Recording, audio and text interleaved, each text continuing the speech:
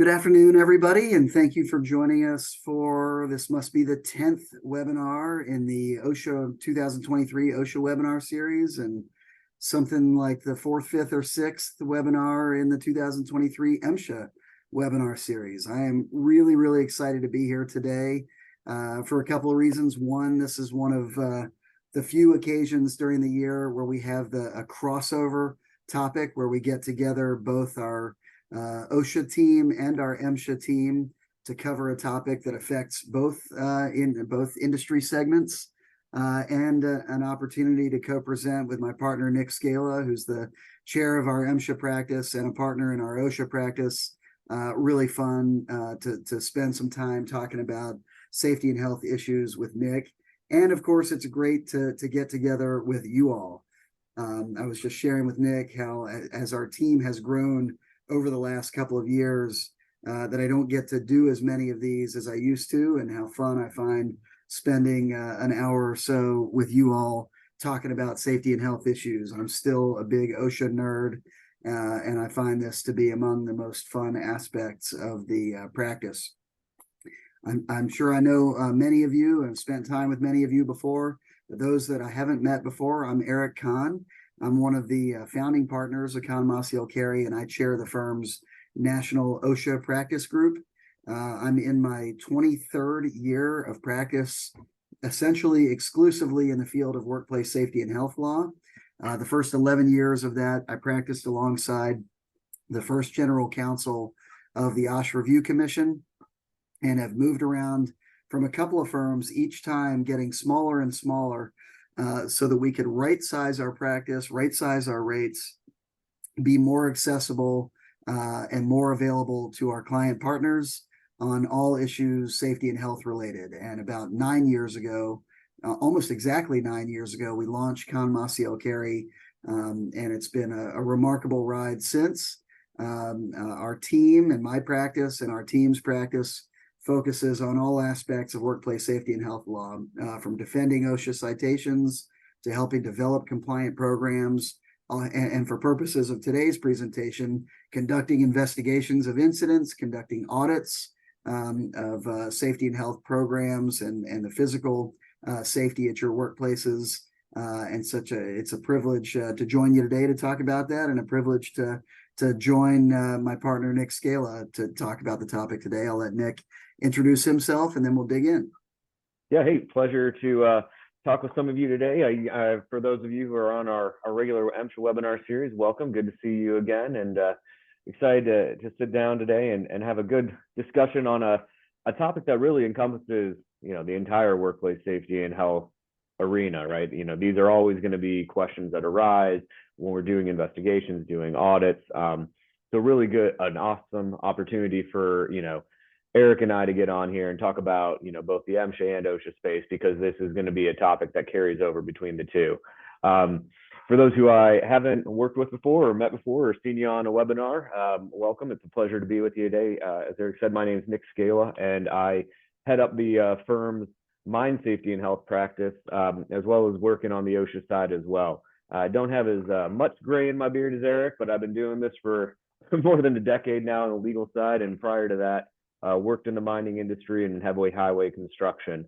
So a bit of boots on the ground knowledge, and still find some of my favorite times working on these cases is when I'm out at the job sites with you all and, doing that kind of in person and on the ground. And hopefully it's not for a serious investigation, more so for a proactive audit or something that we're getting out ahead of any kind of event. But, nonetheless, we're all ready to be there for when you need us, and however that may be. But similar to what we do on the OSHA side on our MSHA practice, we work with companies just all over the country, kind of soup to nuts, dealing with the Mine Safety and Health Administration, from compliance work and audit programs and developing your guys' programs to advising you through the investigations, the inspections, and litigation that may or may not follow, and kind of anything that kind of spurs off of that, whether it's serious accident investigations or whistleblower investigations related to the Mine Act.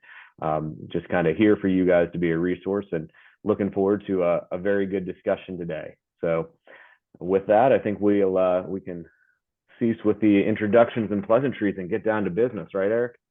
That sounds great. Yeah. So here's what we're going to talk about today. Generally speaking, the concept is investigations and audits. And we're going to talk about that both from the perspective of privileges that may be available to you. So we start with the benefits and the risks of investigations and audits. Every time we talk about investigations, we'll get into the flip side of that coin, which is, not a reactive evaluation of your workplace and the hazards, but a proactive evaluation of your workplace and hazards. So we kind of conceptually the same kind of activity, but one reactive, the investigations, one proactive, the audits. We're going to do a little bit of a law school lesson on attorney-client privilege, attorney work product protections, and how those intersect with these activities, investigations, and audits, and some tips and strategies for how to limit. We'll talk about the benefits and the risks of doing these things. We'll talk about ways that you can limit those risks. And then we'll talk about some interesting policies like OSHA's self-audit policy. And then at the end, some practical tips on investigation and audit report writing, language that can convey the concern you've identified, the lesson learned, without setting you up for more problems in the context of regulatory enforcement or personal injury litigation, things like that. So let's jump right in to talk about investigations and audits, the benefits and the risks of those activities in the workplace. So the advantages are that it's a great way to identify, if you think about a safety and health management system, or if you're out in California or Washington, your injury and illness prevention programs or accident prevention programs are all about find and fix, finding and fixing. The best way to find so that you can fix deficiencies, non-compliance, or unsafe conditions is to get out there and look for them. And you get out there and look for them proactively in the context of an audit. You get out there reactively after an incident has occurred and evaluate what caused that incident. And so that you can identify causes of incident, unsafe conditions, non-compliant conditions, so that you can eliminate them, fix them, avoid similar incidents in the future, avoid an incident in the future if you're doing something proactive, and addressing whatever the unsafe condition or non-compliant condition is in the workplace. It's the way to identify it. And identify those things that are within your control to fix, and identify those things that may be beyond your control to fix as well. And think about ways to, while you may not have been able to control that particular incident, look for other best practices or ways to improve the operation, based on your investigation or audit findings. So it's eliminating potential for incidents, eliminating hazards, and eliminating non-compliant conditions. It's also a way to demonstrate the effectiveness of your safety program. If you can have positive audit findings, or you can have, adverse audit findings or investigation findings that you correct. Those investigation and follow-up actions are a way to demonstrate to, any number of interested parties the effectiveness of your program. That those parties might be, the constituencies might be your employees.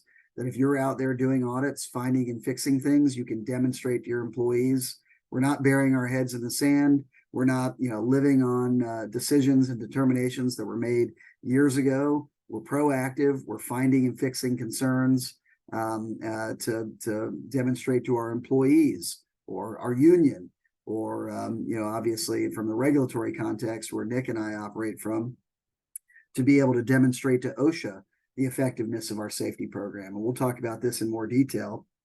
But one of the critical ways to defend OSHA citations is to be able to show that you are actively searching for, finding, and fixing unsafe conditions.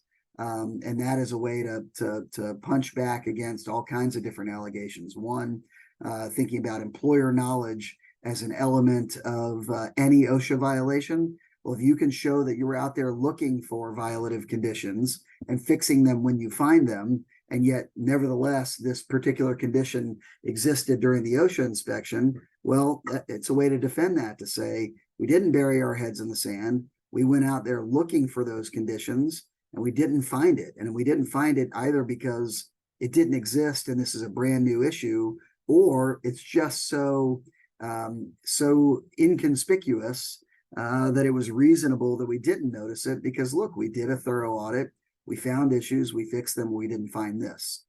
Similarly, if you're looking at employee misconduct, right? It's one of a very popular affirmative defense to OSHA citations is unpreventable, unforeseeable employee misconduct. One of the elements that we have to prove, that because it's an affirmative defense, that's something that the employer has to prove to prevail in a challenge to an OSHA citation, is that you have an effective safety program, right? The elements of that defense are that you have a rule or a policy that would have prevented the non-compliant condition or the incident or the creation of the hazard, that you have effectively communicated that program or policy to your employees, and that you actively enforce it. And actively enforcing that policy means you're out there finding and fixing, you're out there auditing, you're out there looking for the non-compliance and then enforcing it through discipline. Well, having an effective audit program or auditing at all is a major element of being able to fall back on that misconduct defense. A lot of people think the employee did something wrong here. You know, we've got a policy and they violated the policy. That's misconduct. We should win. That's not enough to prevail on that affirmative defense. You have to show that you were finding, looking for, and enforcing non-compliance with that policy. And the best way, maybe the only way to show that is through an effective audit program. You know, the better documented the audit, the easier it is to prove it. But even if you're not documenting your audits, getting out there and conducting audits, walk around, supervision, that's a key element to doing incident investigations and audits. One of the major advantages is how you can use it to defend against citations through either, you know, OSHA finding a lack of knowledge on their side, or you being able to demonstrate employee misconduct or the defense of employee misconduct in that context. Audits and investigations expose those deficiencies. Go back just real quick. Deficiencies in equipment, processes, or operations. And then, you know, if you're doing it right, you're finding and fixing, you're going to find that through effective incident investigations and audits that you're reducing injury rates, reducing your comp costs, reducing your exposure to regulatory fines and things like that. So that's the advantages to doing effective incident investigations and audits. There might be some more advantages on the next slide, or maybe we move to the disadvantages. Let's see. Yeah, these are the disadvantages, so to speak. And this is not in any way to discourage auditing. To me, I think auditing and effective incident investigations are about the most important aspect of a safety program, but there is a downside to it. The downside is that adverse findings, like say you have an accident, an employee, you know, gets a finger amputated on a machine performing service and maintenance. You investigate that incident and you find blatant violations of your policies. They didn't lock out, tag out. They circumvented an interlock. The manager directed an employee to do this work to save time, and you've got an incident investigation report that finds all that and writes it up in inflammatory terms. That kind of investigation finding, or, you know, an audit finding, maybe there hasn't been an incident, but your audit shows that, you know, 20% of the time employees are engaged in maintenance without locking out. Managers are pushing that. We've discovered a blatant use of circumventing guards or things like that, and that's written up in an audit report.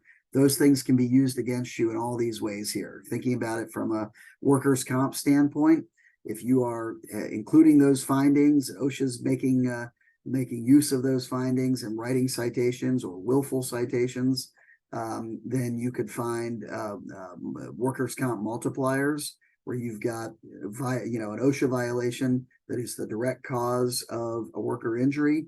In a lot of states, that will drive a multiplier in the workers' comp recovery. And using your investigation findings or your old audit findings, OSHA uses that to establish a link between the violation and the injury. Circumventing the exclusivity bar, that is the biggest fear of all, is that, we've got this, unique policy in the United States, in every state essentially, that a work-related injury results in automatic recovery. Even if the injury is exclusively the result of the employee has an automatic recovery under workers' comp, but that recovery is the exclusive remedy. Except for very rare circumstances, the employee cannot sue their employer in personal injury or wrongful death for a work-related injury. They get an automatic recovery under comp, but they're barred from bringing suit. There is, in almost every state, a way to circumvent that exclusivity bar, that exclusive remedy that prevents the employee from suing the employer in personal injury for a civil recovery. That exclusivity bar, circumventing it in most states that have an opportunity to circumvent the bar, you can do so by showing some intentionality. They call it the intentionality exemption to the exclusivity bar. And one of the things that we have found is that clever plaintiffs' attorneys use willful OSHA violations as a way to try to circumvent the exclusive remedy of workers' comp. And the way that OSHA very often and very easily gets to willfulness, to characterize a violation as willful, is by pointing to your own findings, most often in old audits, right? We've audited this, or we had prior incidents that we investigated where we found violations of OSHA regulations, violations of our own policies, misconduct, and that misconduct was, the cause of some injury, or an old audit finding shows that we were sort of countenancing, permitting these kinds of violations to occur. We knew these kinds of violations were occurring. Fast forward to some really bad accident, OSHA gets a hold of your audit report and says, you knew employees were not doing lockout. You knew employees were bypassing guards, and now someone lost their hand or their arm or their finger because of that.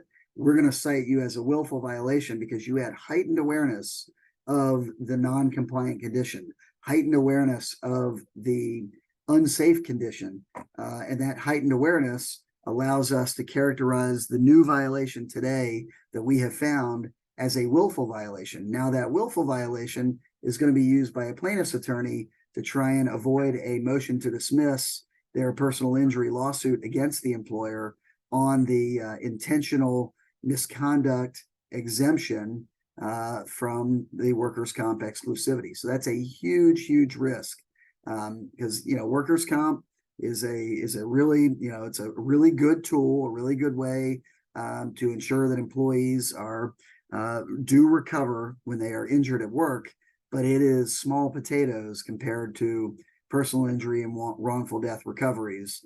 So anything that would help a plaintiff's attorney circumvent that exclusivity bar is a big deal. It's an important thing for employers to pay attention to. Using audits and investigation findings, we talked about how OSHA uses those to find that heightened awareness for willfulness. We also see them use it to establish employer knowledge. Employer knowledge of a violative condition or an unsafe condition is one of the elements OSHA has to prove to establish any violation of any standard, no matter how they characterize it. OSHA loves to use your own audit findings to show you knew about this hazard, you knew these types of violations were occurring, and you didn't prevent them, so here's how we establish employer knowledge. The other thing we see, really, really dangerous situation, is that we see OSHA use your investigation reports, in particular, audit findings sometimes, but investigation findings in particular, to establish a link between an OSHA violation and the cause of an employee death, or the cause of an employee injury, but a death in particular, because remember that there is a criminal charge available under the OSHA Act for a willful violation of an OSHA standard that is the direct cause of an employee death.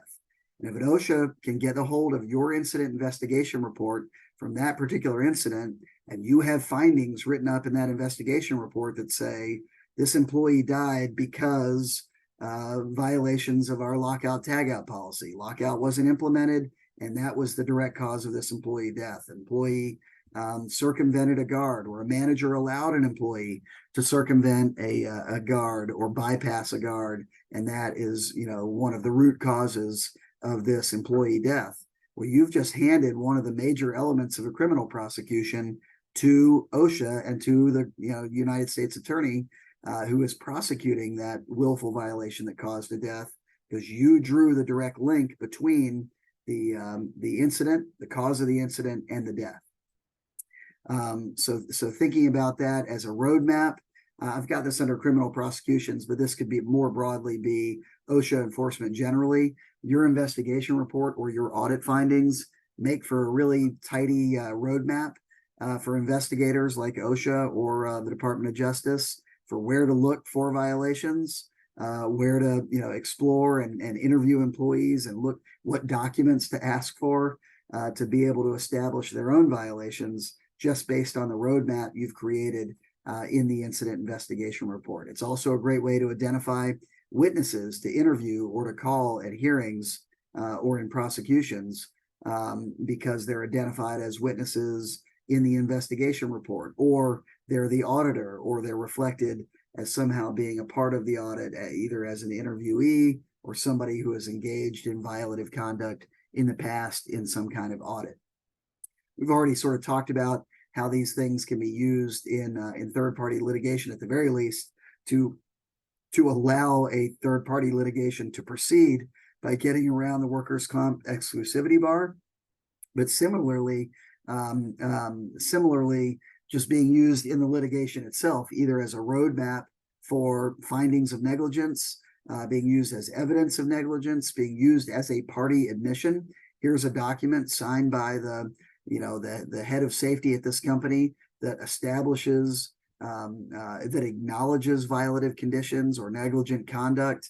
And also for the same reason, OSHA or a prosecutor can use it to find that roadmap or to identify witnesses. Third-party litigants can do the same thing. And then on this last one here, the media, if somehow the media can get their hands on the report, and that might happen because you've done the report, you didn't do it under attorney-client privilege, you hand the report over to OSHA. OSHA's file is now subject to the Freedom of Information Act. So, third parties can ask for it, including media, including plaintiffs' attorneys, you name it, your competitors. They get a hold of the report and they use it for some adverse reporting or any other adverse use against the company. So these are the ways that, a really good investigation report that's really useful to you and has a lot of positive benefits for you can be used against you. And one of the key distinctions there is thinking about on the previous slide when we talked about the advantages of an audit or an investigation where you find things and fix things. When you find them and fix them, the report becomes a positive for you, right? In most cases, it can still harm you if you're talking about an incident investigation report because, that was a static moment in time. An incident occurred because of these conditions. But if it's an audit report in particular, you find it and fix it, it becomes a positive document. We go to OSHA and say, look, we're out there looking and fixing things, and we fixed this before you got here, and everything is wonderful. The flip side of that is if you find things and don't fix them, or you find them and you haven't fixed them yet, when OSHA comes knocking on the door or MSHA comes knocking on the door, that's when it's that roadmap. That's when it's an admission. That's when it is used for heightened awareness of a condition that wasn't corrected. So the key aspect of audits is, that's only half the battle. Find and fix, make sure you're following through. And that's another major component of why we generally recommend doing things under privilege, which Nick is going to talk about in a little bit, because privilege is something that you establish up front and you can waive it in the future. You can't apply it retroactively to something that was done in the past. So if you do something under privilege now, and while you are fixing your findings, it's privileged, it's protected from disclosure. Once you've finished fixing everything, you can waive privilege and use it offensively. So I think Nick is going to go into more detail about that, but that's one, I just wanted to draw that distinction between temporally finding something that isn't fixed yet fits on this harmful uses slide, finding things that you fixed in the past fits in that benefits and advantages slide that we talked about. Yeah, and just a quick note to add there as before we move to the next slide, but what Eric said there really underscores the importance of also documenting that you took the fix, right? You have a documentation in this scenario that says either an investigation, here was a deficiency, or an audit, here's something that we thought we could improve upon or that we're doing wrong, or a recommendation, opportunity for improvement. But take your corrective action, use that to your benefit, make that a good thing on that positive side, but you got to document it. Get credit for the work that you're doing, get credit for that, make sure that you're keeping a record of your corrective action, as well as, maybe what was found that was in need of correcting. Yeah. Yeah. And often in the same document, right? If you've got sort of a tracker built into the audit report or the investigation report with the findings, so that you don't find yourself in a situation where you've produced to OSHA or produced in discovery to a third party just the finding and not the fixing. Keep them together, track them to completion. That's a good way to make sure that it becomes a positive document for you.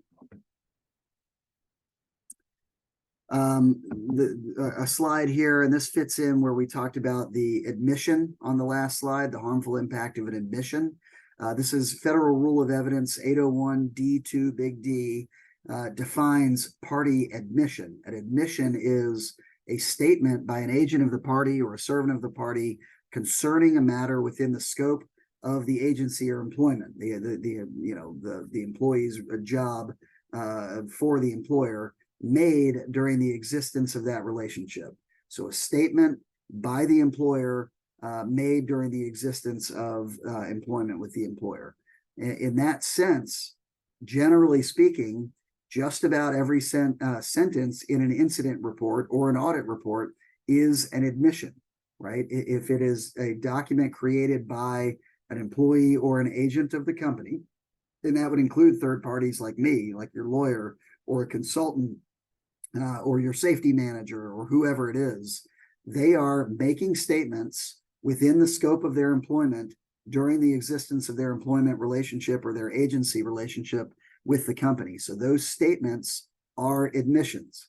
Admissions may be introduced into evidence in all manner of proceedings. They are admissible into evidence in a contested OSHA citation, in an MSHA appeal of a MSHA violation, in civil litigation, in criminal prosecutions. And they may be used as an admission to establish the truth of the matter asserted in that document. They can also be used to impeach testimony of a party witness. So you've got a witness on the stand saying, we've never, I'm not aware of any instances where an employee has circumvented a guard at this facility. Now, the opposing party, the solicitor of labor, whoever it is, introduces into evidence this audit report or this investigation report that says the exact opposite, and they use that as a party admission to impeach contradictory testimony in some proceedings. So these documents, it's as though the company is sitting there on the stand testifying to a fact about some prior violation or unsafe condition. It is an admission by the party of a fact that is, imputed to the company as though it is the company's own statement. So that is a major part of why it is important that you protect these things from disclosure.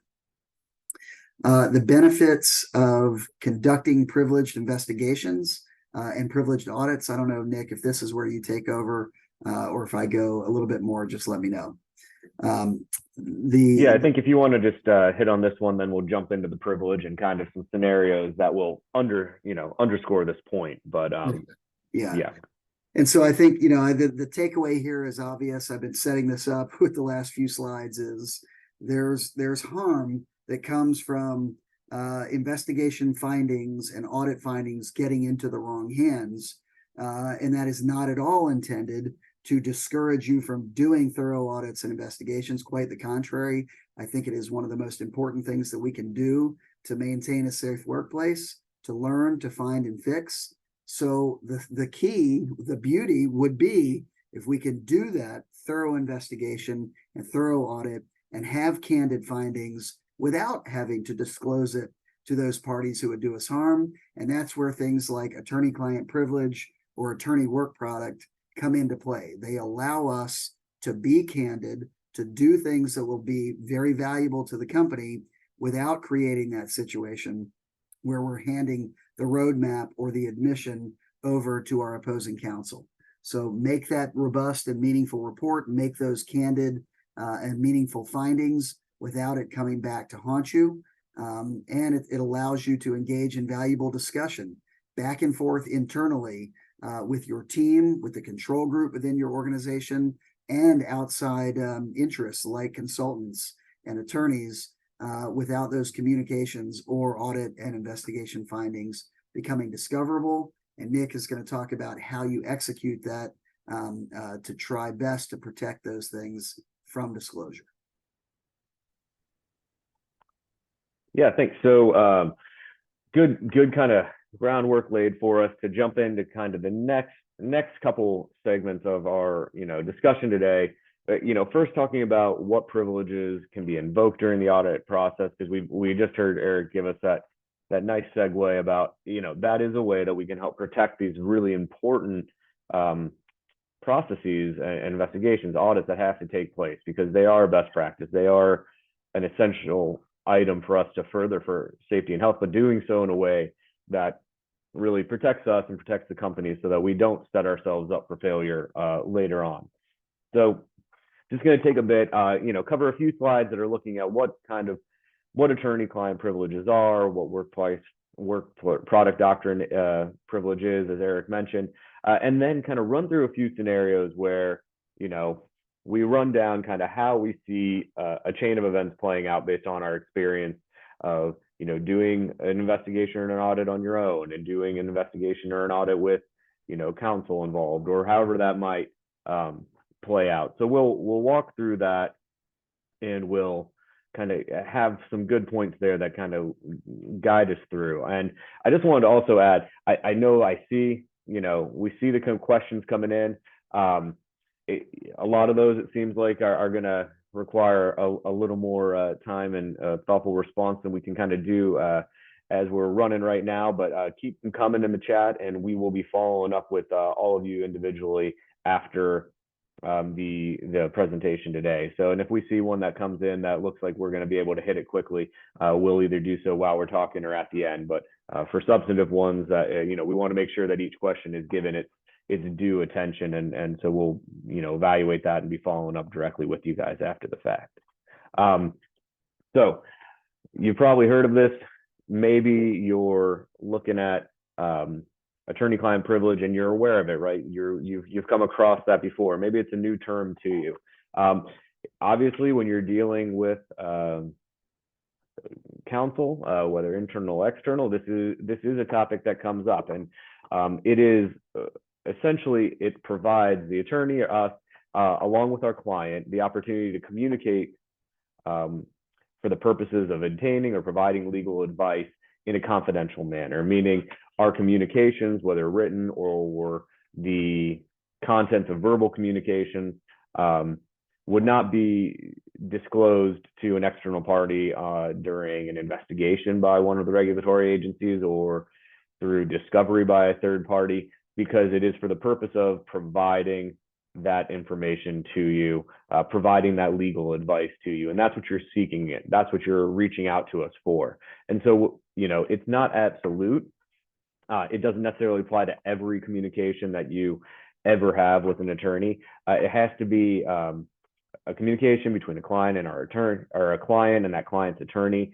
It is made in confidence, and importantly, and this is really the aspect that usually kind of ties it in, it is for the purpose of seeking legal advice, or we're providing legal advice to you. Now, that doesn't necessarily mean that, we're counseling you on litigation. We could be counseling you on the, potential ramifications of an investigation or the audit, or assisting you in providing that audit to provide legal compliance advice, i.e.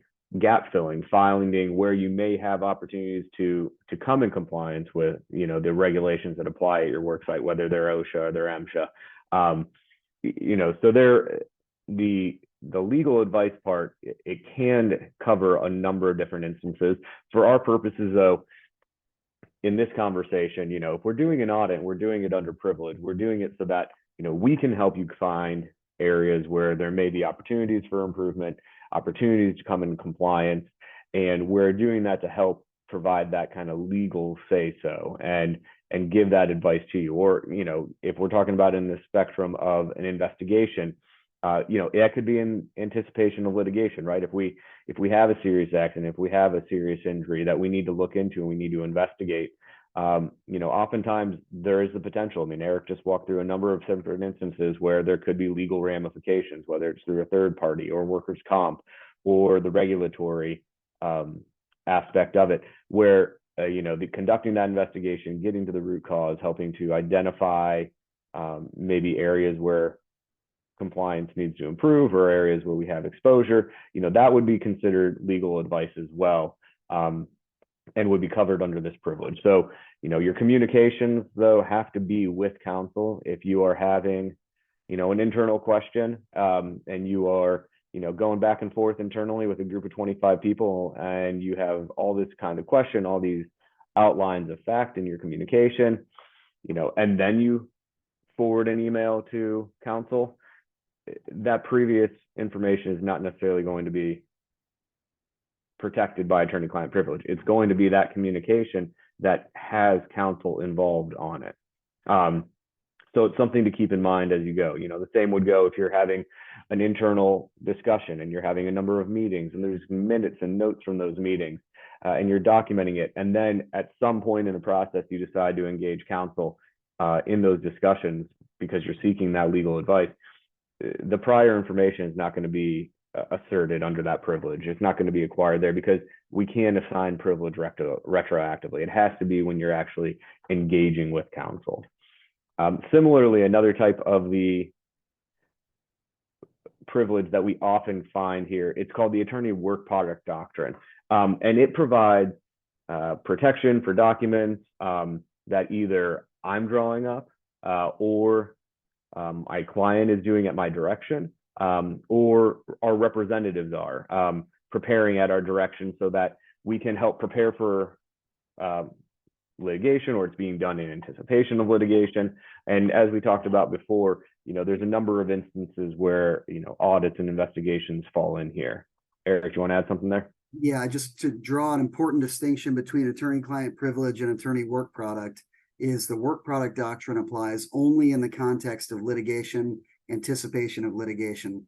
Attorney-client privilege can apply anytime that you are seeking the advice and receiving advice from an attorney. Work product is when there's been an incident or there's an active enforcement action, an inspection, something like that, where in litigation is foreseeable and anticipated, and your attorney sits down to do work and to give advice in that context. Oh, is that right where you were going next? Sorry. No, not at all. You're exactly right. That's a hugely important distinction. So the creation of the document, the creation of the work product has to be related to litigation. So either it's occurring or it's anticipated, and that is the motivation for us to engage in that prospect. So, to touch on Eric's point, though, they are different. Attorney-client communication does not have to be tied to litigation or fear of litigation. It could be because, we want to know if this, item is legally compliant with, OSHA and MSHA regulations, or this practices, or if there's a better way to do it, which, may or may not exceed the regulatory requirements, but, are we going to run afoul of the general duty clause and we're doing that, or the regulations? So those kinds of conversations, even when we don't have any litigation ongoing or we don't anticipate it, would be covered under privilege. The work product, though, is going to be if we have something and we think that litigation is coming or it's already in process, it would protect the materials that are generated as a result of our work in that process, conducting that investigation, looking into that report, and would apply also to those persons that are working directly with us or at our direction to kind of gather that information or applied to that. So we need to, think quickly, and you're going to hear this throughout this, but, we can't apply it retroactively. So if we want to get these privileges invoked, we need to do so from the get-go. We can't sit around and wait and then say that and then want to kind of scoop in all these items that have already been developed, already occurred. It makes it incredibly difficult. If we were to try and claim privilege over those materials, there would be definite questions if we were pushed on that and it was challenged about, how strong that claim of privilege would be. Because, another part of this is privilege isn't absolute. Privilege can be broken. It can be waived. And that's something that we have to keep in mind throughout these processes. It has to be kept confidential if we have claimed privilege over something or we're keeping that material privileged. You have to,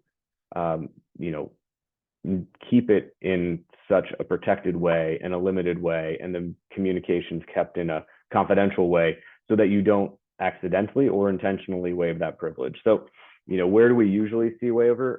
Well, if we voluntarily disclose it to a government agency, we talked earlier about what if we have a really robust audit program that we have covered, we have our findings in place, we have our corrective actions all completed, everything's well documented, it's a really robust and helpful document to us. We can voluntarily waive privilege in that circumstance, and sometimes we do, or a limited waiver of it, and we can share that in order to kind of make the other side aware, in this case, the government agency, think about that, of the good things that we've done. And, as Eric was talking about earlier with affirmative defenses, we carry the burden of proving those. So if it's, our claim is that it's employee misconduct, we have to show that we were evaluating the risk, we were enforcing our programs, we were, observing the workforce and making sure that they're following policy. Part of that is possibly doing a waiver of that.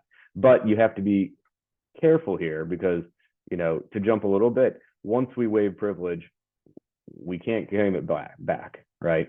Once we give out that document, we remove it from this kind of privilege bubble, we're not going to be able to pull it back in. And when we're talking with a government agency, as Eric mentioned before, it is going to be in that public domain. It's going to be able to be sought through the Freedom of Information Act process. So we have to be kind of very deliberate and weigh the cost and benefit of a kind of voluntary disclosure. Another way we waive privilege, and we unfortunately see this one more often than you really think, is inadvertent. Do we forward it outside our control group by email, which is, unfortunately always something that we have to be wary of when we're communicating by email. It's so easy, and people are so used to forwarding messages on or copying the attachment and putting it in a new message to someone else, or, broadcasting it to a larger group. When we have privilege, a lot of this is about control.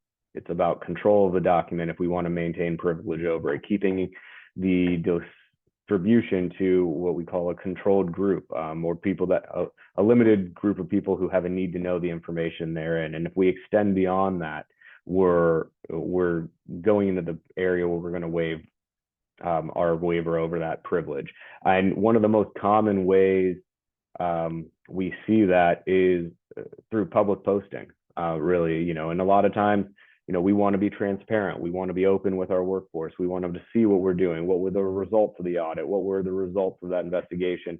And what are we doing in terms of corrective action? But we have to be careful if we are looking to, post or thinking about posting that final work product. And because if you do it and you put it in a public place, or you're careless, or, you just put it up unintentionally, and it's available to everyone, that waiver is official. That waiver has removed our privilege claim from it. And so we have to be very careful in those circumstances just to, keep control of it. If we're going to have any disclosure, whether voluntary or selective, we need to make sure that we are weighing that risk and weighing that benefit carefully and having discussion about what we're about to do. Because if we are too carefree with these documents, all that hard work to put together a really robust program, a really robust investigation report, or a really robust audit finding report, and doing so under privilege and doing so in a way that's protected, it can all be for naught in a very quick instance.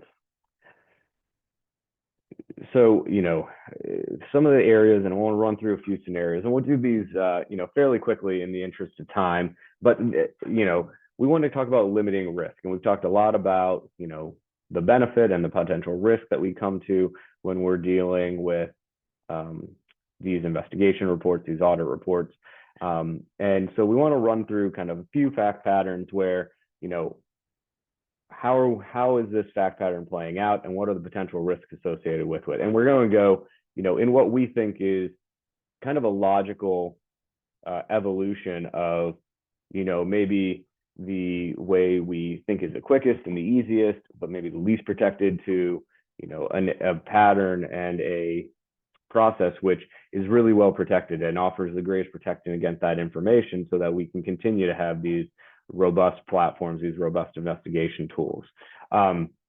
So, the basic pattern that we'll run through quick is, just that an incident or injury occurs. And you're going to see this format kind of play out in 2 slide groups as we talk about this. We have management who orders an investigation into the cause of the injury or the incident. The site safety personnel try to determine the facts that led to the injury. They keep notes, they draft a final report. And then later, OSHA shows up, or there's a private litigation. And, the question arises where they request this report. They request the associated documentation, the communication that was associated with its completion generation. Can we withhold those notes in the report is the question, because, and I've seen that pop up in the chat here a couple of times. What happens when OSHA or MSHA or a third-party litigant come in and they say, we want to see your investigation file. We want to see that final report. We want the notes. We want the statements. We want everything associated with it, which is very common. So in this situation, though, where we've just had, management initiate it, had safety, so company employees from probably the same facility, the same division, the same group come in and perform that themselves without any legal assistance, without seeking legal advice or legal counsel, and OSHA requested or a third party, we don't have protection from disclosure. It will be discoverable. They can compel production of all the notes, whether through a subpoena or through discovery or through court orders if we're refusing to provide it. We can have now our open book of, what did we see? What did we do wrong? What was our root cause analysis? What was our 5 whys? Identifying all these potential areas for what happened or why it occurred, and what we maybe did improperly, or what we did do improperly, or what we could have done better. It's all out there, which we talked about earlier, the kind of risks and the admissions that can come with that.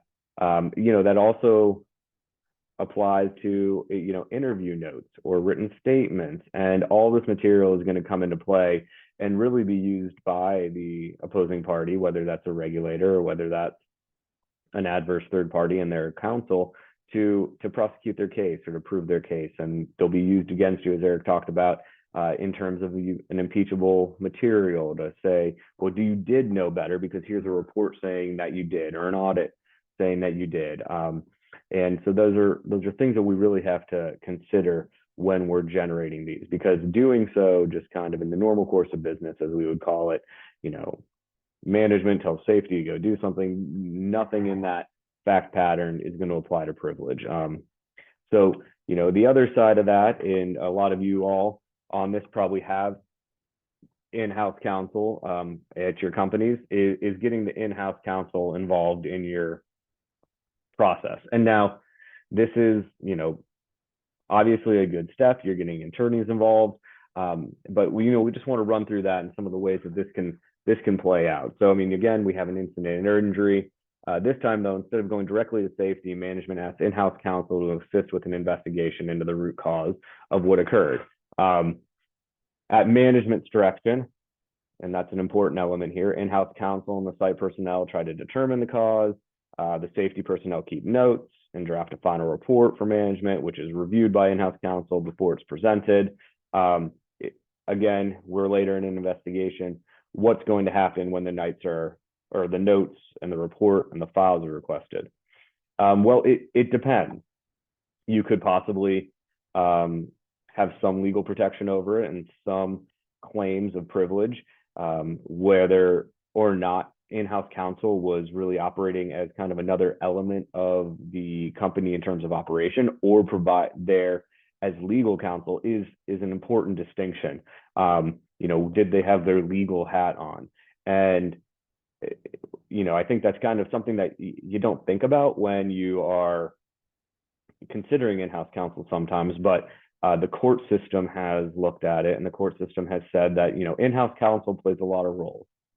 A lot of those roles are for normal business operations and to keep the operations running and to keep things moving within the company. And it's not always to provide express legal advice about a particular situation. And so that is something that they're going to look at, and that is largely going to be a determinant factor in how strong the claims of privilege are. Other considerations are whether or not the site safety personnel conducting the investigation is normal or at the direction of counsel, as I mentioned on the prior slide.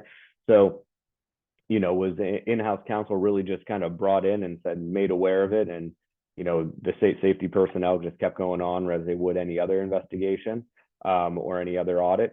Or was in-house counsel directly involved in the administration of the investigation and the planning and the process of evaluating what was going to be next, and gave that direction for moving forward to legal or to safety?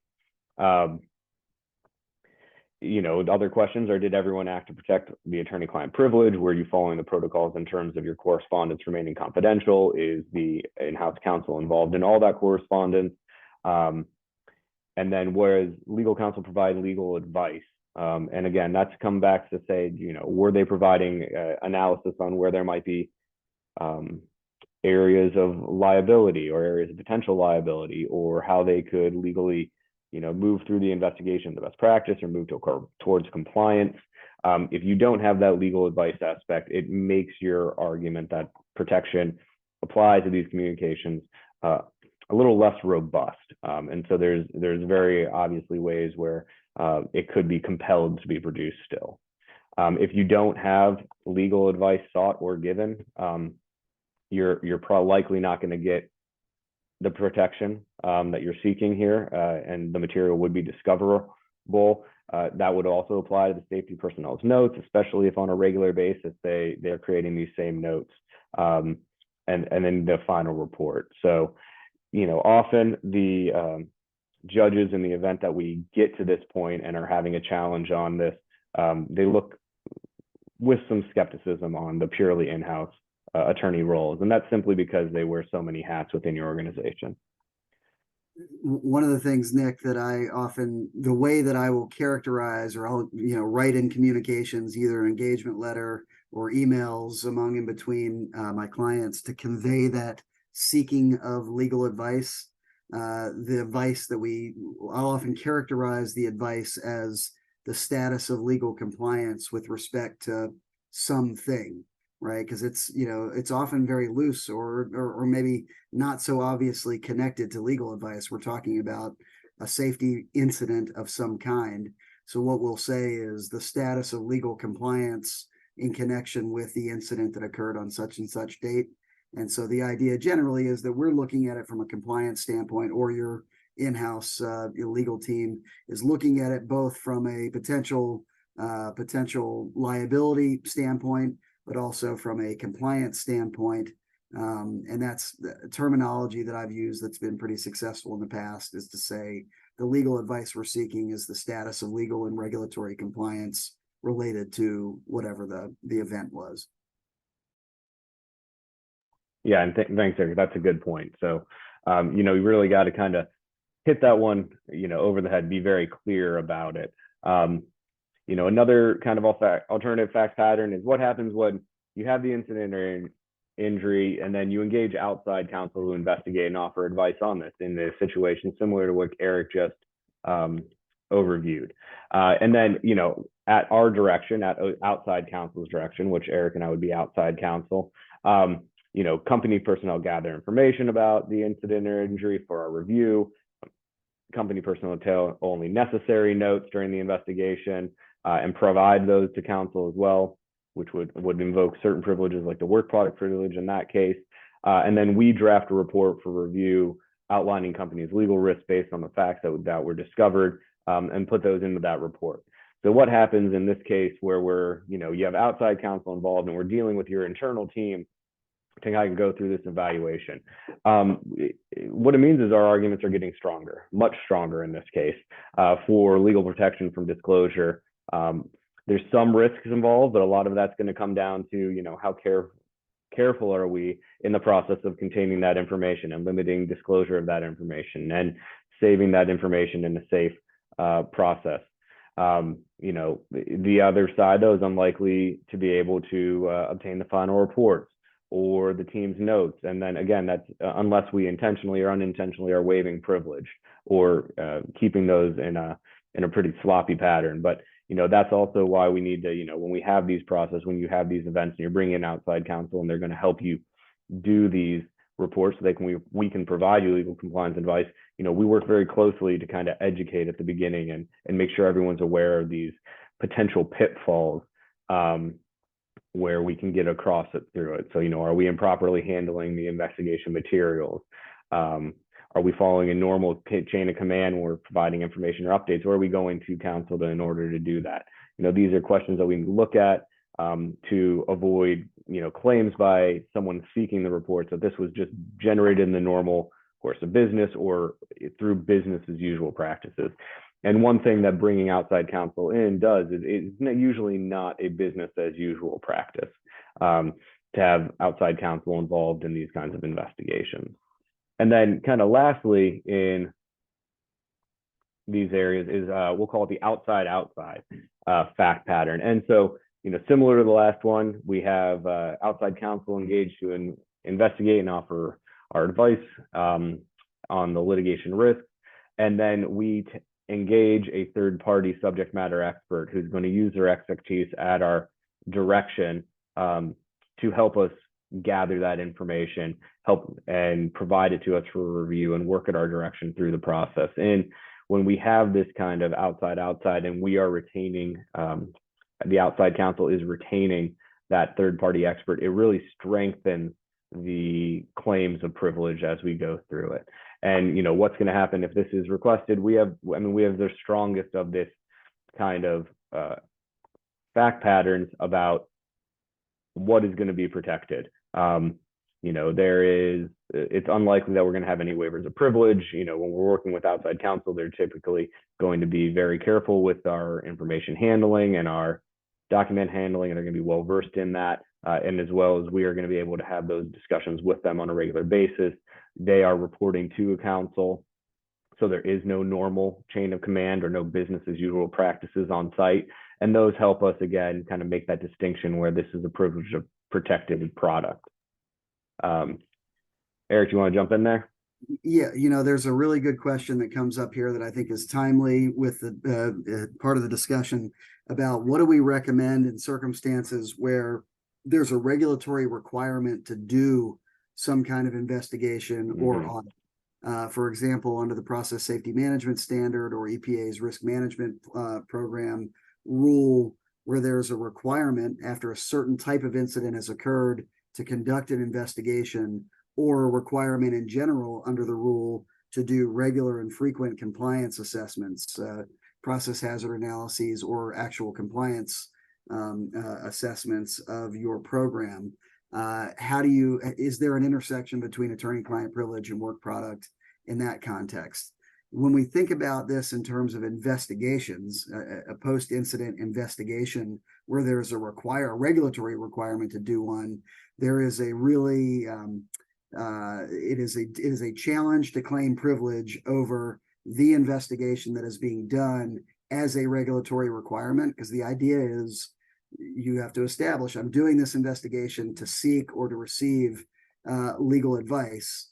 And if the purpose of the investigation is to comply with a regulatory requirement, that's a challenge. So what we will often do in that circumstance is do two investigations. You have one investigation that is the one that is required by the regulation, and you look at the regulation. PSM standard is the example here that tells you when it has to start, who needs to participate in it, generally speaking, what needs to be covered by it. And we will do basically a minimum compliance type of investigation, generally not involving those outside resources. And then you have a secondary or parallel investigation that is the company's attorney-client privileged investigation that is directed by outside or in-house counsel, often involving outside resources and internal resources. But you have that is being done as your privileged investigation. Those tend to be more comprehensive. They tend to involve those outside resources that are doing different kinds of testing and modeling, and a deeper dive, not necessarily just in the minimum compliance areas that are covered by the regulation, but broader analysis of the incident causal issues and things like that. So that's how we would typically do that from an investigation standpoint. An audit standpoint, also a really tricky situation where you're required to do a 3-year compliance audit under PSM. Can you do that under privilege and still have it meet the regulatory requirement? I think generally we have found the answer is no. If OSHA is at the door or in your facility saying, give me a copy of your 3-year compliance audit, and you say, well, we did it, but we're not going to share it with you because of privilege, you're going to get citations from that. Because if you can't prove that it was done and that it met the regulatory requirements of that type of audit, well, you have not given OSHA anything to check the box to demonstrate compliance. So in that circumstance, there's 2 different things that you can do. One is you can do that type of assessment or audit under privilege, and then waive privilege when you reach that the deadline, right? So if you kick off, and you have to generally to meet the 3-year requirement, you generally are doing this audit 2.5 years into since the last one was completed, because they take a little bit of time to complete. We have worked with some clients to do the audit under privilege, maintain privilege of that audit until you reach the 3-year deadline, and then it becomes your regulatorily required 3-year compliance audit. But up until that point, you've maintained privilege over it. Or you do something similar to what we just described from an investigation standpoint, where you do parallel audits. You do one that is the bare minimum compliance-driven compliance audit, whether it's PSM or any other standard that requires that sort of thing. But if you're interested in something more robust, you do a privileged audit in parallel that dives deeper into those issues and maintain privilege over that at all times. The other thing, sort of hand in hand with that, is you do that 3-year compliance audit under privilege, and you create 2 reports that come out of that audit. You do a report that includes the bare minimum compliance required elements of that assessment, and that report is you waive privilege, you share that with the agency, but you have a secondary report that goes beyond bare minimum compliance requirements. Maybe it gets into best practices or non-PSM related findings, things like that. And a follow-up question to this is, what about the subject matter waiver? That's always a risk. And I know Nick talked about, the inadvertent waiver or the partial waiver ultimately resulting in the full waiver. That's a risk, but if you set it up in a thoughtful way and you draw a clear distinction between what it is that you are maintaining privilege about and what you're not, and it doesn't look like inadvertent, and there is some sensible demarcation between the two, there's a good argument that you can make a partial waiver without waiving as to the entire thing. But all of it, there's risk with all of this. Even the best laid plans, the most thoughtful process, there is a potential that your claim of privilege will not be upheld. You just do the best you can to put yourself in the best position to defend those claims of privilege. And I think the more thoughtful you are about it, the more clear a line you draw between what it is that is privileged and what's not, the better chance you have. But there's risks with all of that. Yeah, and with the subject matter waivers and the limited waivers, I think in my experience dealing with, particularly with regulators, is a lot of that depends on the existing relationship through that particular inspection, with the regulator, and or honestly the sophistication of the regulator. Because sometimes if you're dealing with an OSHA PSM and compliance officer and those persons that are involved in that, they're largely used to this process, right? Limited waiver it's probably not the first time they've heard, we'll talk about a limited waiver or a subject matter waiver. When you're dealing with, smaller operations, less experienced compliance officers, or, MSHA inspectors, we often don't come across on a regular MSHA inspection a discussion on privilege. And when it comes up, sometimes it catches them off guard, and then they start rattling it up the chain of command. And, we have to work through that. So, we want to be very careful when you're treading in that territory. You want to be calculated. You don't want to discuss potential waivers with that before knowing what our next step is going to be. Are we really willing to do this or not? I've had clients where, we've talked about a potential waiver or a limited waiver with MSHA, and then we get a document request for it. And well, that's not what we were talking about here. So you can either, challenge this and try and compel it through, litigation, or we can try and come to a resolution here. But it often depends on how used they are to it. But that's a great point, is in these circumstances we're describing now, trying to negotiate it. And it's not perfect, right? Because you could reach an agreement with OSHA that they will accept it without seeking production of the other part that you're not intending to waive. But other parties may get involved at that point, right? OSHA says, fine, we'll accept the limited waiver and we'll take just this portion of the audit. But then a third party in litigation would say, well, we didn't agree to that, and you shared it with a third party. So we believe that's a full subject matter waiver, and we're going to pursue that in court. But it is a good practice, if you're interested in pursuing something like a limited or partial or limited waiver, to negotiate it with the party that you're in discussion with. The last thing I would share about that is, and this is unique to OSHA versus MSHA, and certainly versus other contexts. OSHA has a strict 6-month statute of limitations. And a fight over privilege often takes a while. And it comes up very late in the process. Right? OSHA is, late in the 3-4 months into their investigation when they ask for your investigation report, or they've asked for it early, but you've put them off by saying it's still under investigation. We'll supplement this later. They come around towards the end of the process and say, where's that report? And we say, sorry, it's privileged. Well, they're staring down the barrel of 4 or 5 weeks from the end of their statute of limitations.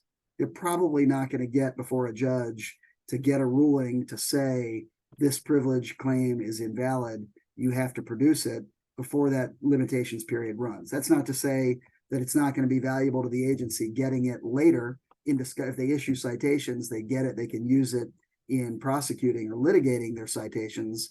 But very often you can keep it out of their hands during the period when they're deciding whether to issue citations, to prevent them from finding that evidence to use for willfulness by raising the claim and having it hanging as an open dispute through the balance of their 6-month investigation. So, that's some of that loophole kind of stuff that we don't like to practice in that area. But, sometimes that it works to your advantage that OSHA has that strict 6-month statute of limitations. Yeah. So in the interest of time, because I already see we're over, Eric, I'm surprised that never happens. You're right. But I'm involved, right? Yeah. We'll move quickly through these next few slides that are just kind of summary slides, and then Eric will take us home. But just remember, the key element here is if you're involving counsel, it's got to be for providing legal advice. That's how we're going to start asserting that privilege. Inside counsel can serve this role, but it's got to be for the purpose of providing that legal advice. It can be kind of a trap if you're getting in-house counsel involved, and maybe they're involved in every one of them. Now you're getting into the normal course of business arguments. So, you can in-house counsel or internal counsel serve this role? They can, but you have to be very careful in that. And, you have to make sure that they're serving in their role as counsel as that part, and not just being another kind of a company employee who is involved in this, maybe because they're also the director of compliance or have some other aspects of their party there.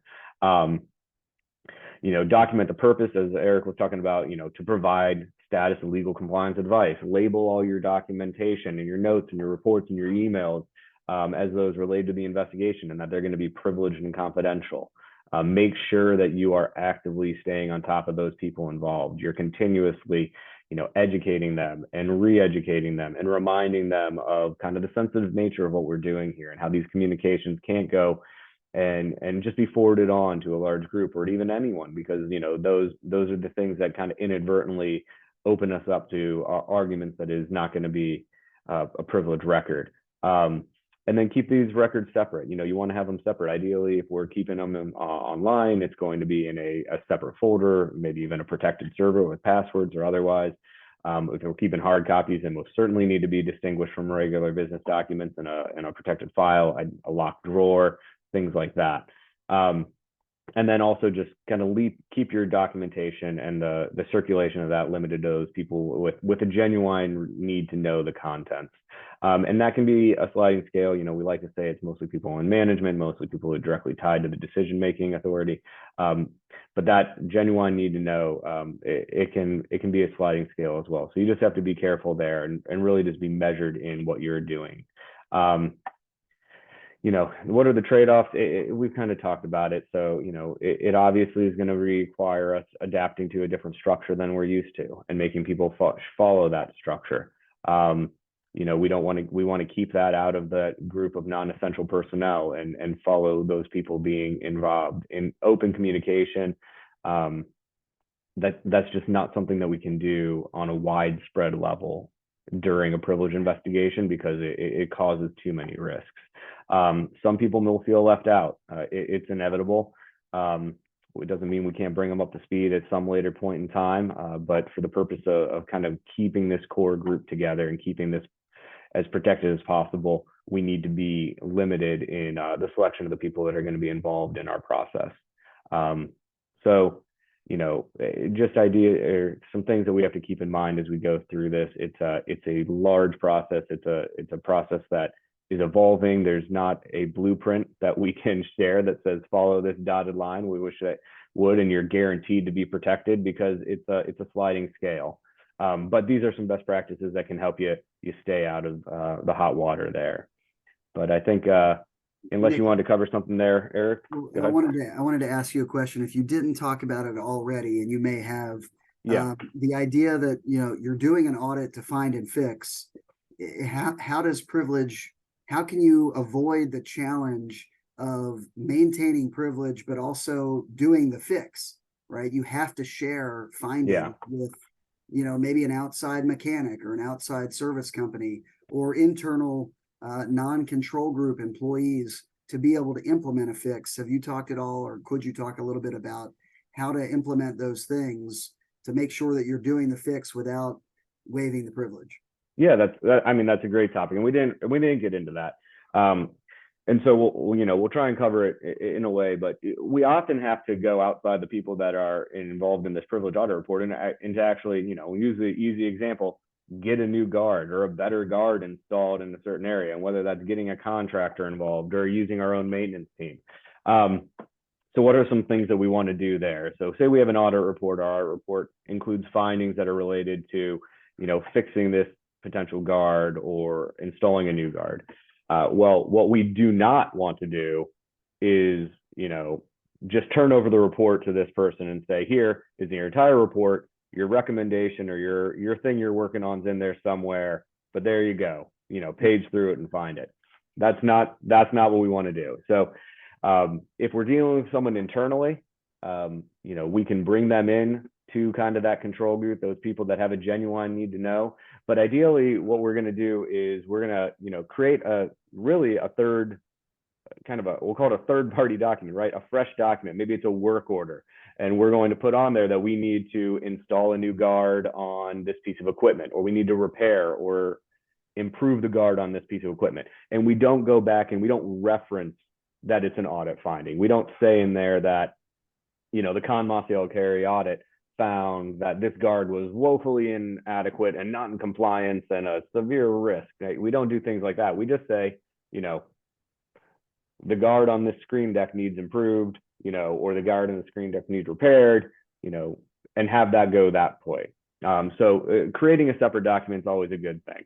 It's If we really feel like we need to, black and white statement of assignment, basically, yeah, without reference to where it came from, a work order to install a guard, period. Exactly. Yeah. You know, if we feel like we have to show someone a part of the report, we pare it out and we, you know, show them in a controlled environment, maybe just that finding. And if there's associated documentation, maybe it's photos or potential drawings that are related to it, we pull that out and we share that to them individually. And we don't necessarily give them a copy of it if they're outside that genuine control group, but maybe they look at it with us while we maintain control over the document. And that's also a practice that we often see when we're dealing with contractors. We're bringing on a third party on site. We don't necessarily want to share with our entire report with them. Maybe maybe a work order is not going to be sufficient. We have to go through kind of those report findings. We do it in a controlled environment though. We don't give them a copy of the report. We don't give them a copy of pages of the report. We show them what we're looking at together while it's in our control. Either it's our hard copy or it's our electronic copy. And when that meeting is over, we take that back. We claim that back. We don't let them leave with it. And then we create kind of our scope of work, which, as we talked about before, is a black and white, a distinct scope of work that doesn't come back to reference or refer back to that audit program. I mean, I think, Eric, do you have anything else to add to that? I think that's kind of best practices in those scenarios.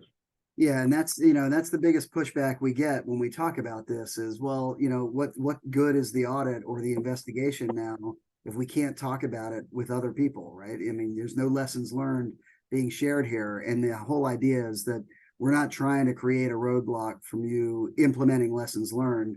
You just have to find a way to do it without referring back to the privileged audit itself, right? You might say, we learned through this investigation report that our training is not adequate.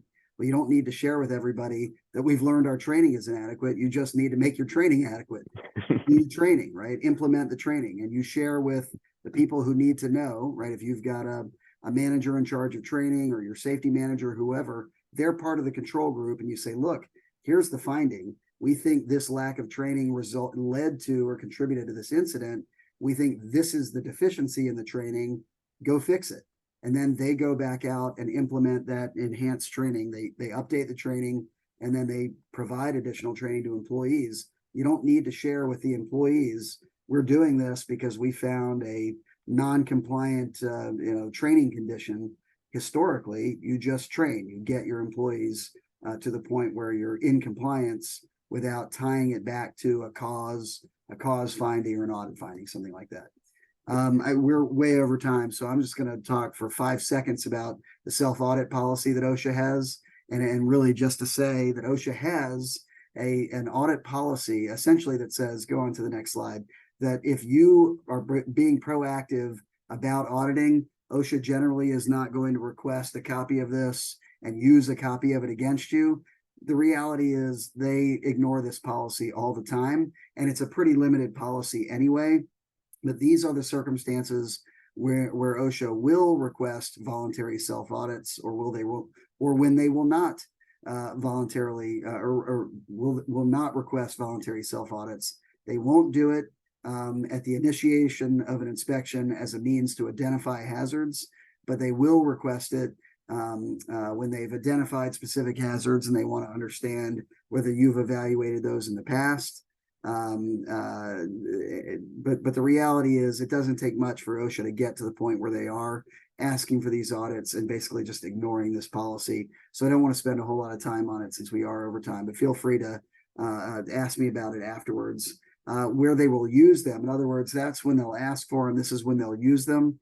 They will not cite a violation identified by a self-audit within the last 6 months, within their 6-month statute of limitations, if you've already corrected it before the inspection began, and you took appropriate steps to prevent recurrence of the violative condition. So if you have self-audited before an incident or an inspection begins, and you corrected everything that you found, even if it's within 6 months, they still say under their policy that they won't cite you if it was already corrected and you took steps to make sure that your correction doesn't become a sort of recidivist type of finding.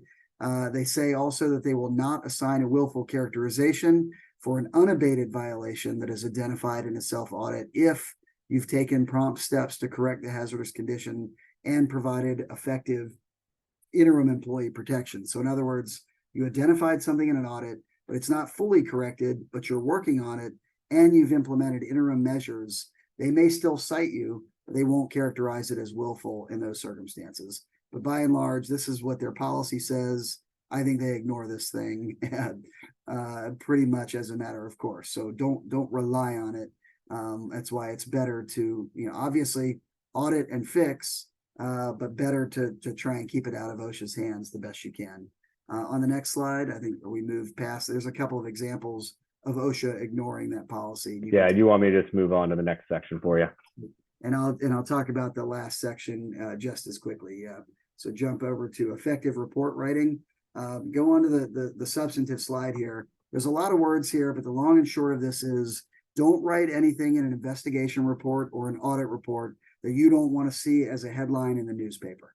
And that is just as a way of saying, think about your choice of words, being thoughtful about how do we learn from this? How do we make sure that the learning is captured, but in a way that doesn't create some inflammatory or incendiary description that is unnecessary, right? I mean, there's not a need to say things in an inflammatory or an incendiary way.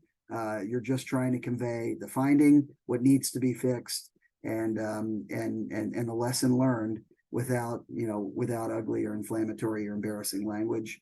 I lay out here a general structure that we think is effective for how to write a report, and then just use thoughtful language. And I think at this point we're well over. So we've got a bunch of do's and don'ts, but again, they sort of fit into that model of be thoughtful about your choice of words and think about the goal you're trying to achieve with your somebody gives a great example. Write evidence, not embellishment.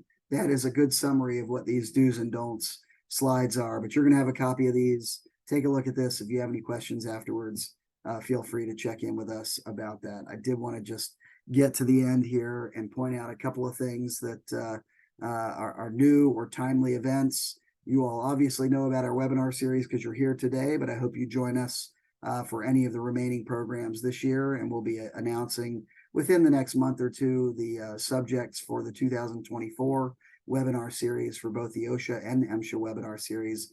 I'm also excited to report, I don't think there's a slide about it yet, but we have a new Cal OSHA webinar series for those of you with California operations. We'll have a new standalone Cal OSHA series that starts in 2024. But as a preview to that, if you are out in California or you have colleagues out in California, encourage them to join us for our inaugural Cal OSHA and California Employment Law Summit in-person events in Northern and Southern California in just a couple of weeks. I'm heading out there myself as a carpetbagger from the East Coast, but we've got a tremendous California team that'll be leading that presentation with a bunch of great guest speakers. We've got the head regulatory guy at the California Chamber of Commerce, the president of the California Retailers Association, and some really great subject matter experts, some current and former government representatives from Cal OSHA or the standards or rulemaking standards or appeals board out there in California. So a great program. Check that out if you're out in California. And then the last thing that I wanted to make sure everybody knew about was our OSHA injury and illness record keeping and reporting masterclass. If you've been paying attention, you know that record keeping is becoming more and more important. OSHA just rewrote its electronic record keeping rule to have a lot of employers submitting even more data. They've added record keeping as one of the few items that can be cited on an instance by instance basis. We're seeing it as one of the most heavily cited repeat violations in OSHA's portfolio. Record keeping is critically important. So we put together a deep dive program. It's about a half-day program, 3 to 4 hours into the nuances of record keeping, reporting, and electronic record keeping. If that's something you're interested in, reach out and be happy to talk with you about that. Otherwise, so grateful that you all joined us today. We will try to take a look at some of the really great questions that we got that we weren't able to get to and see if we can follow up with you in writing about that. But we really appreciate it. and encourage you to reach out if you have any questions, or if there's anything that our band 1 rated team is able to do for you on the OSHA or MSHA front. We'd be grateful to do that. So thanks so much, and it was a pleasure spending some of the day with you. Yep. Thanks again, everybody.